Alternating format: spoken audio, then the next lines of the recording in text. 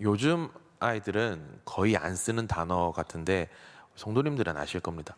문방구라는 말 아시죠? 요즘에는 뭐 문구라고는 뭐 남목 문구 이런 식으로 문구 이렇게 적혀 있기는 한데 애들이 뭐 문방구 이런 말을 쓰는 거는 제가 거의 들어본 적이 없는 것 같습니다. 요즘 뭐 사실 다이소가 더 좋기도 하고 아니면 뭐 저기 남북 상거리 가는 길에 알파라든가 이런 데 가지 아이들 입에서 문방구라는 이 단어는 잘 사용되지 않습니다.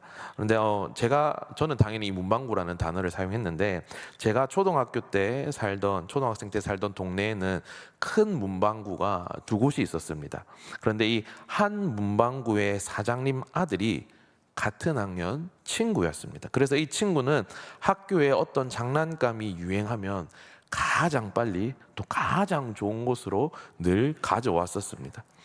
때문에 이 새로운 장난감이 유행할 때면은 많은 친구들이 야, 내가 한번 만져봐도 되나? 야, 너희 집에 많으니까 내가 하나만 주면 안 되나? 이런 식으로 다 몰려와서 그 친구에게 다 들러붙었습니다. 그런데 몇 주가 지나고 그 장난감의 유행이 지나고 이 장난감의 희소성이 떨어지기 시작하면 몰려있던 친구들도 언제 그랬냐는 듯이 다 사라졌습니다. 그리고 또 그 친구만 가진 또 새로 유행하는 장난감이 나타나면 또 다시 그 친구에게 몰려들었습니다. 그런데 이렇게 때마다 몰려드는 이 친구들이 정말 이 문방구집 친구와 친해지고 싶어서 그렇게 달라붙었던 걸까요? 아니죠. 그 친구가 가진 그 유행하는 장난감, 그 친구만 가지고 있는 그 장난감이 목적이지 이 친구와 관계하는 것이 목적인 친구는 거의 없었습니다. 물론 그 중에 한두 명은 진짜 이 친구의 친구가 있긴 했지만 대부분 몰려드는 친구들은 그 친구와 친해지고 싶어서 그랬던 게 아니라 그 친구의 장난감이 목적이었던 것입니다. 저는 오늘 말씀을 준비하면서 오늘 본문의 예수님의 상황이 이 문방구집 친구의 상황과 아주 비슷하다고 생각을 했습니다. 오늘 본문은 예수님께서 사마리아의 한 여인과 그 마을 사람들에게 말씀을 전하신 사건, 그 이후의 상황입니다. 예수님께서는 이 사마리아에서 이틀을 머무신 후에 갈릴리로 이동하십니다. 그리고 갈릴리로 가는 길에 예수님께서 우리가 아주 잘 아는 사복음서 모두에 기록된 유명한 말씀을 하십니다. 선지자가 고향에서는 높임을 받지 못한다. 이 말씀을 하시고 갈릴리에 도착하십니다. 그런데 방금 예수님께서 하신 이 말씀과는 조금 다른 상황이 갈릴리에 일어납니다. 오늘 본문 45절 상반절입니다. 갈릴리에 이르심에 갈릴리인들이 그를 영접하니.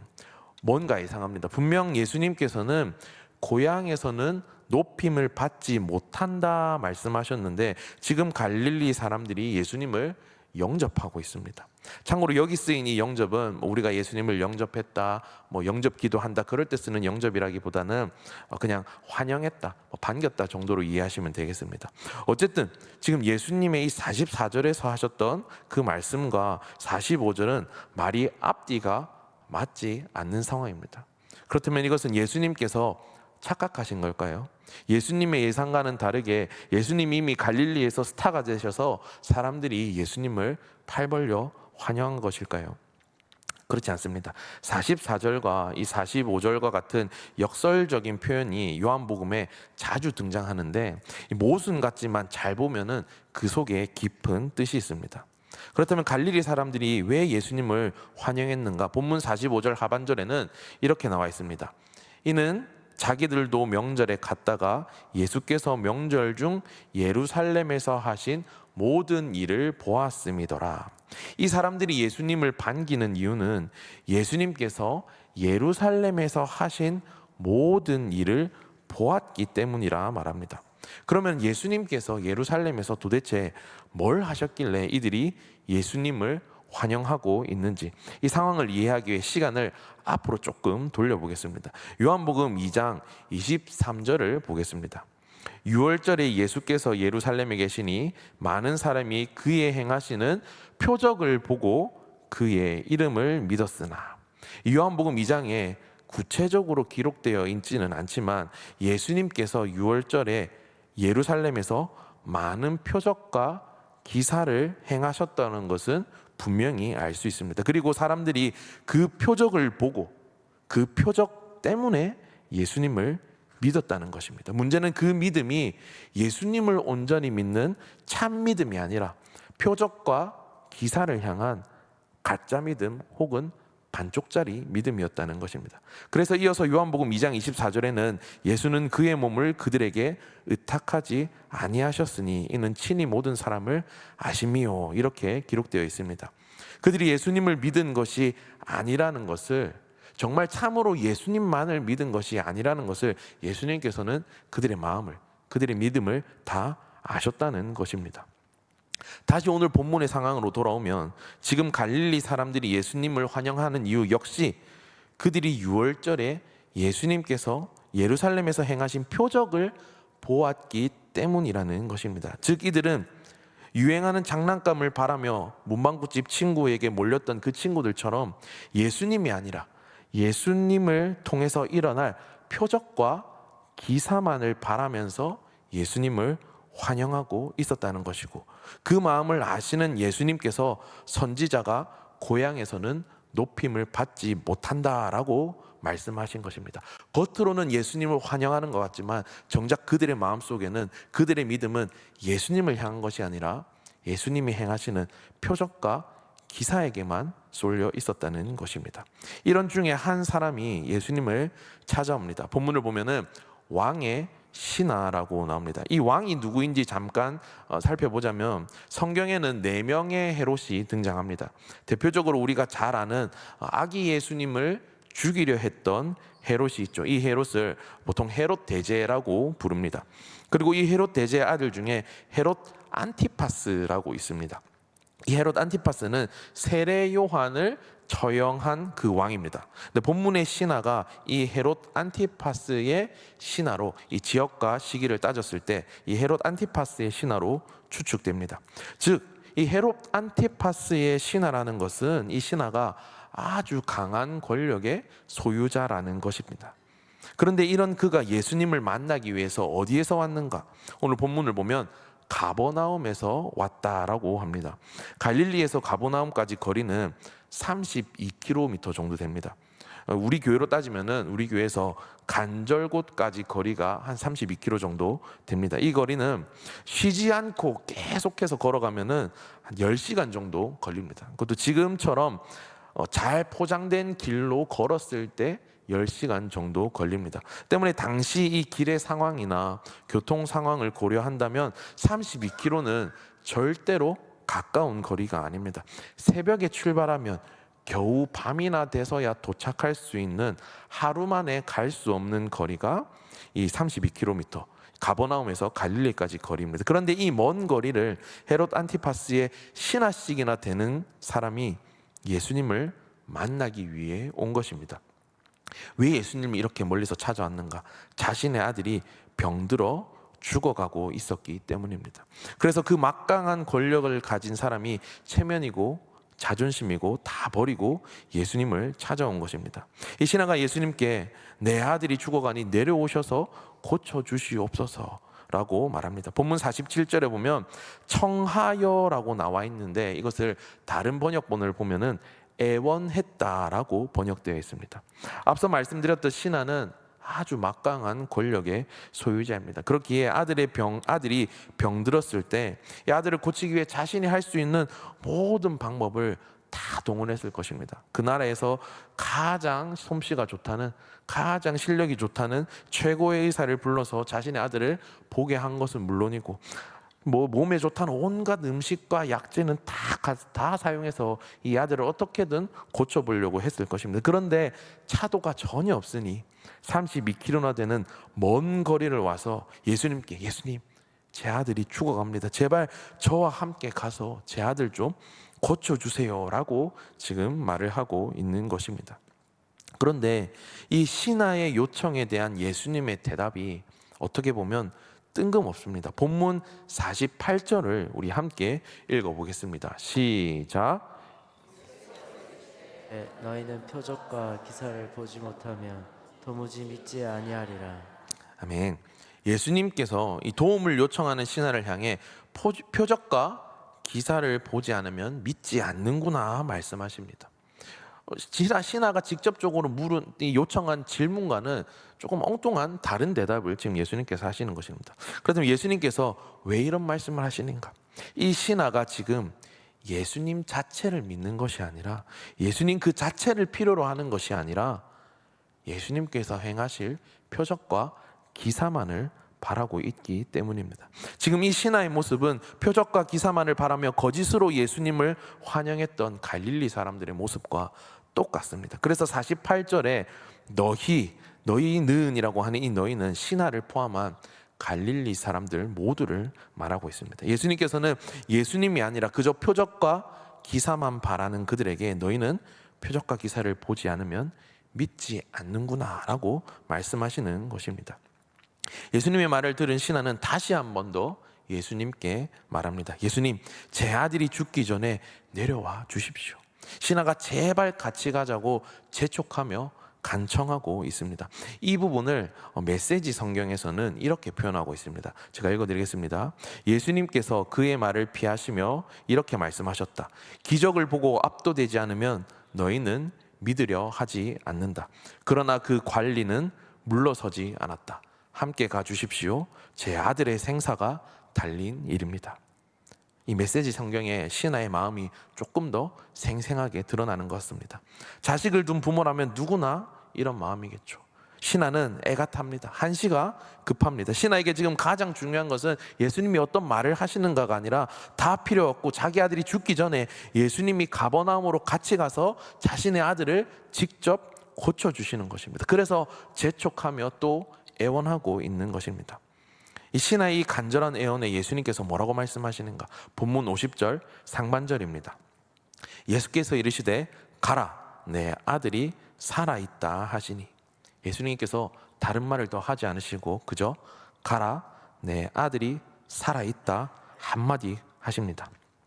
신하는 예수님께서 자신과 함께 아들에게 가서 아들을 치료해 줄 거라 생각했습니다. 그런데 예수님께서는 그저 살았으니 가라 이 말만 하십니다. 신하 입장에서는 솔직히 서운할 법도 합니다. 만약 제가 예수님께 이런 말을 들었다면 너무한 거 아닙니까? 사랑이 예수님이라면서 뭐 저한테 이렇게까지 하십니까? 그냥 한 번쯤 같이 가서 32km 좀 멀긴 하지만 제가 잘 모시고 갈게요. 마차도 대접하고 가는 길에 음식도 대접하고 숙소도 다 제공해 드릴 테니까 저하고 그냥 좀 같이 갑시다라고 화낼 법도 한데, 저라면 그렇게 했을 것 같은데 오늘 신하는 다른 반응을 보입니다. 본문 50절 하반절입니다. 그 사람이 예수께서 하신 말씀을 믿고 가더니, 신하가 아들이 살아있다는 예수님의 말씀을 믿고 집으로 갑니다. 그리고 집으로 가는 길에 종들을 만났는데 종들이 아들이 살아있다는, 아들이 낳았다는 놀라운 소식을 전합니다. 그리고 신하가 언제 낳았는가 물어보는데 어제 7시, 우리 시간으로 표현하면 오후 1시입니다. 그리고 그 시간은 예수님께서 내 아들이 살아있다 말씀하신 그 시간이었습니다.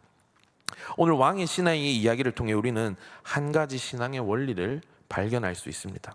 우리가 가져야 할 믿음은 표적과 기사를 따라가고 표적과 기사를 의지하는 믿음이 아니라 주님과 주님의 말씀을 믿는 믿음이어야 한다는 것입니다. 오늘 갈릴리 사람들, 그리고 이야기 초반에 신하의 모습과 대조되는 사람들이 있습니다. 바로 오늘 본문 앞인 요한복음 4장 1절에서 42절까지 나오는 사마리아 사람들입니다.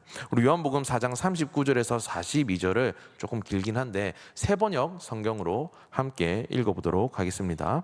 시작. 그 동네에서 많은 사마리아 사람이 예수를 믿게 되었다. 그것은 그 여자가 자기가 한 일을 예수께서 다 알아맞히셨다고 증언하였기 때문이다. 사마리아 사람들이 예수께 와서 자기들과 함께 머무시기를 청하므로 예수께서는 이틀 동안 거기에 머무르셨다. 그래서 더 많은 사람들이 예수의 말씀을 듣고서 믿게 되었다. 그들은 그 여자에게 말하였다. 우리가 믿는 것은 이제 당신의 말 때문만은 아니요, 우리가 그 말씀을 직접 들어보고 이분이 참으로 세상의 구주이심을 알았기 때문이요. 예수님께서는 사마리아에 계시는 동안 표적과 기사를 전혀 보이지 않으셨습니다. 계시면서 하신 것은 딱 한 가지입니다. 말씀을 전하는 것이었습니다. 그런데 사마리아 사람들이 어떤 반응을 보입니까? 이분이 참으로 세상의 구주이심을 우리가 믿습니다 라고 반응하고 있습니다. 이들은 어떤 표적과 기사 때문에 예수님을 인정하는 것이 아니라 말씀만으로, 말씀하시는 예수님 그 자체를 믿고 있습니다. 이것이 우리가 가져야 할 믿음이라는 것입니다. 그렇다면 오늘 예수님께서 하시는 말씀이 표적과 기사가 쓸모없다, 가짜다, 그런 말씀인가? 그렇지 않습니다. 표적과 기사도 중요합니다. 하지만 그것만을 바라는 것이 잘못됐다는 것입니다. 가장 중요한 것은 예수님 그 자체와 예수님의 말씀을 믿어야 한다는 것입니다. 표적과 기사는 사탄이나 이단들도 얼마든지 보일 수 있는 능력입니다. 그래서 마태복음 24장 24절에 예수님께서 이렇게 말씀하십니다. 거짓 그리스도들과 거짓 선지자들이 일어나 큰 표적과 기사를 보여 할 수만 있으면 택하신 자들도 미혹하리라. 이 말씀과 같이 표적과 기사는 예수님만 하시는 것이 아니라 사탄과 이단들도 얼마든지 할 수 있습니다. 그래서 표적과 기사만을 바라고 신앙생활을 하면 이단에 금방 넘어가 버리는 것입니다. 참 믿음의 대상인 주님과 그 주님의 말씀을 믿는 것이 아니라 표적과 기사에만 집중하고 그것만 바라고 그것만 믿으면은 그것만 쫓다가 이단에 넘어가 버리는 것입니다. 나는 이 표적과 기사가 지금 내 눈앞에 나타나야 되는데, 내 뜻과 내 의지는, 내가 바라는 것은 표적과 기사가 눈앞에 나타나야 되는데 예수님께서는 그것을 바로바로 보여주지 않으시는데 저기 저 어떤 이단은, 저기 저 어떤 거짓 선지자는 막 표적과 기사를 보여주고 있으니 자연스럽게 그것을 따라가게 되는 것입니다. 예수님을 바라는 것이 아니라 표적과 기사만을 바라면 그렇게 된다는 것입니다. 때문에 우리가 가져야 할 믿음은 표적과 기사를 따라가고 표적과 기사를 의지하는 믿음이 아니라 주님과 주님의 말씀을 믿는 믿음이라는 것입니다. 그리고 그분을 믿음으로, 그분의 말씀에 믿음으로 순종할 때 그분이 행하시는 참 표적과 기사를 경험할 수 있습니다. 오늘 왕의 신하를 다시 한번 보십시오. 이전에는 표적과 기사만을 바라던 신하가 예수님께서 가라, 내 아들이 살아있다 말씀하셨을 때 말씀을 믿음으로, 말씀하시는 예수님을 믿음으로 순종하며 갑니다. 이 돌아가는 길에 만난 종의 말에 우리는 한 가지 사실을 더 유추할 수 있습니다. 아까 갈릴리에서 가버나움까지 거리가 32km 정도 된다고 말씀드렸습니다. 당시의 상황을 생각하면 새벽에 가야 밤에 겨우 도착하는 거리라고 말씀드렸습니다. 그런데 지금 종이 뭐라고 하고 있습니까? 어제 오후 1시에 나왔습니다 라고 말합니다. 이 말을 기준으로 얼추 이 상황을, 시간을 계산해 본다면 신하가 천천히 갔다는 것을 이해할 수 있습니다. 상황을 유추해 볼 수 있습니다. 천천히 가고 빠르게 가고가 뭐가 중요하냐라고 생각할 수도 있는데, 빨리 간다는 것은 그 신하의 마음에 계속해서 의심하는 마음이 있었다는 것입니다. 그런데 이 시간을 봤을 때 신하는 의심하는 마음으로, 불안한 마음으로 급하게 간 것이 아니라는 것입니다. 혹시나 집에 갔는데 아들이 낫지 않았으면 다른 방법을 찾거나 다시 예수님한테 얼른 돌아와서 거봐요, 예수님 안 낫잖아요. 예수님 같이 가야 낫는다니까요. 지금이라도 직접 저하고 같이 가서 제 아들을 만나주세요. 얼른 예수님을 데려가기 위해서 자신이 할 수 있는 모든 수단을 동원해서 눈썹이 휘날리게 달려간 것이 아니라 하나님의 아들이신, 모든 것의 주관자이신 예수님을 믿음으로, 나았다는 예수님의 말씀을 믿음으로, 급하지 않게 굳건한 믿음으로 집으로 향해 갔다는 것입니다. 그리고 그렇게 했을 때 그는 아들의 나음을 경험할 수 있었습니다. 구약 성경에도 이와 아주 비슷한 경험을 한 사람이 있습니다. 열왕기하 5장에 나오는 나아만 장군입니다. 이 나병을 앓고 있던 나아만은 나병을 고치기 위해 엘리사를 찾아갑니다. 그런데 엘리사는 만나주지도 않고 종을 시켜서 너는 가서 요단강에 몸을 7번 씻으라, 내 살이 회복되어 깨끗하리라 라고 전하기만 합니다. 나아만은 자신이 오면 엘리사가 자신을 맞이하고 직접 안수기도도 해주고 치료해 줄 거라 생각을 했습니다. 그런데 엘리사는 그냥 가서 씻어라, 그것도 직접 말하는 것도 아니고 자신의 종을 시켜서 전합니다. 이 말을 들은 나아만이 화를 내면서 돌아가려고 하자 그의 부하들이 나아만을 말립니다. 장군, 더한 것을 시킨다 하더라도 깨끗해진다면 해야 하지 않겠습니까? 엘리사의 말이 하나님의 말씀 아닙니까? 그 말씀대로 해보십시오라고 말합니다. 결국 나아만이 엘리사를 통한 하나님의 말씀만 듣고 순종했는데 어떻게 됩니까? 그가 깨끗하게 나음을 입었습니다. 성도 여러분, 주님은 표적과 기사를 보여주시고 날 믿어라 하시는 분이 아니십니다. 주님은 우리가 원하는 대로 표적과 기사를 행하시는 분이 아니십니다. 주님은 주님을 믿고 주님의 말씀에 순종하며 갈 때 그 순종 이후에 표적과 기사를 보여주시는 분이십니다. 적어도 오늘 본문은 그 사실을 명확하게 보여주고 있습니다. 바라기는 표적과 기사를 바라는 믿음이 아니라 주님과 주님의 말씀을 믿음으로 순종할 수 있는 저와 여러분 되시기를 간절히 소망합니다.